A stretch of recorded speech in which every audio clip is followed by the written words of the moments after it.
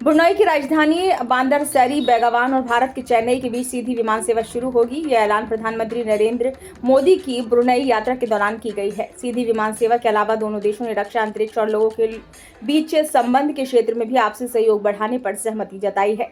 PM Modi की यात्रा के दौरान दोनों देशों के बीच हुए समझौतों से भविष्य में द्विपक्षीय संबंध और मजबूत होने का अनुमान है। विदेश मंत्रालय ने अपने एक बयान में कहा कि भारत और ब्रुनई ने सैटेलाइट और लॉन्चिंग वाहनों के लिए टेलीमेट्री, ट्रैकिंग और टेली कमांड स्टेशन के संचालन में सहयोग के लिए एक समझौता ज्ञापन यानी कि MOU हस्ताक्षर किए। पीएम मोदी और ब्रुनई के सुल्तान हाजी हसनल बोल्किया ने बुधवार को एक द्विपक्षीय बैठक की। बैठक के दौरान द्विपक्षीय संबंधों से जुड़े कई अहम मुद्दों पर चर्चा की गई। दोनों नेताओं ने बांदर सैरी बेगावान और चेन्नई के बीच सीधी विमान सेवा शुरू होने का भी स्वागत किया है।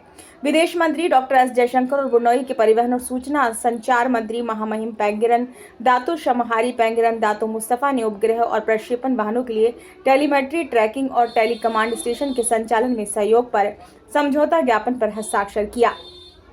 इस दौरान पीएम मोदी और ब्रुनई के सुल्तान भी मौजूद रहे। वार्ता के बाद एक संयुक्त वक्तव्य जारी किया गया। विदेश मंत्रालय ने एक प्रेस विज्ञप्ति में इसकी जानकारी दी। संयुक्त वक्तव्य के अनुसार प्रधानमंत्री मोदी ने भारतीय अंतरिक्ष अनुसंधान संगठन यानी कि इसरो के टेलीमेट्री, ट्रैकिंग और टेली कमांड यानी कि TTC स्टेशन की मेजबानी जारी रखने के लिए ब्रुनई दारुस्सलाम की गहरी सराहना की। इस संस्थान ने अंतरिक्ष के क्षेत्र में भारत की ओर से चल रहे प्रयासों में योगदान दिया है।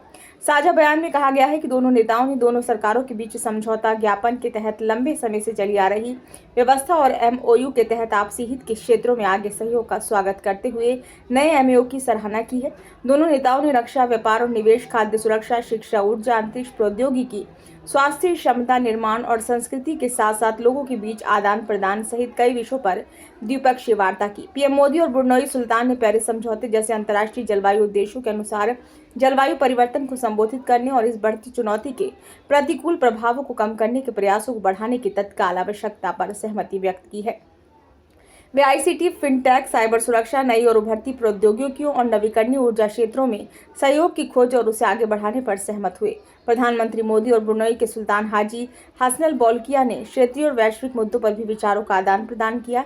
संयुक्त बयान में कहा गया कि दोनों नेताओं ने आतंकवाद की भी निंदा की है।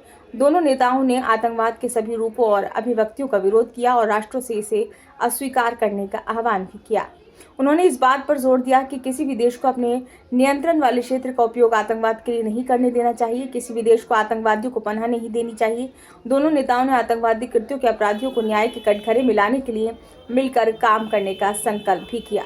आतंकवाद और अंतर्राष्ट्रीय संगठित अपराध के बीच संबंधों को स्वीकार करते हुए दोनों नेताओं ने इस संबंध में सहयोग बढ़ाने पर सहमति व्यक्त की। दोनों पक्ष आतंकवाद से निपटने के लिए संयुक्त राष्ट्र और अन्य बहुपक्षीय मंचों पर मिलकर काम करने पर सहमत हुए।